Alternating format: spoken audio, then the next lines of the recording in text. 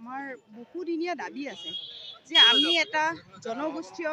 মূলৰ লোক হয়, আমি অসমৰ ভূমিপুত্ৰ হয়, কিন্তু আমাক আজিলৈকে আমি কিমানখিনি মানুহ আছোঁ, এই অসম ভূমিত আমি কিমানখিনি মানুহ আছোঁ আমাৰ জৰীপ এটা হোৱা নাই।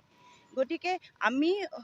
এই মঞ্চৰ পৰা আমি চৰকাৰক অনুৰোধ জনাওঁ যে আমাক অতি শীঘ্ৰে জৰীপ কৰাৰ ব্যৱস্থা কৰক। আমাক যে মানে সকলোৰে লগত একাকাৰ কৰি আমাৰ সা সুবিধা, আমি যিখিনি ভূমিপুত্ৰ হিচাপে জনগোষ্ঠী হিচাপে আমি যিখিনি সা সুবিধা পাব লাগে, ভূমিৰ অধিকাৰকে আৰম্ভ কৰি এতিয়া আমাৰ যিটো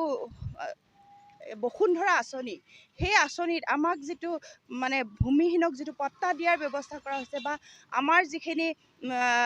আমাৰ যিখিনি ভূমিৰ অধিকাৰ আছে, সেই অধিকাৰক আমাক বসুন্ধৰা আঁচনি যে এতিয়া হ'বলৈ গৈ আছে, আমাক নথি পত্ৰৰ যিখিনি ব্যৱস্থা কৰা হৈছে, সেই নথি পত্ৰ আমাৰ যিহেতু আমাৰ মানুহৰ নথি পত্ৰৰ ইমান নাথাকেগৈ, গতিকে আমাৰ মানুহক থলুৱা জনগোষ্ঠীয় মানুহ হিচাপে আমাক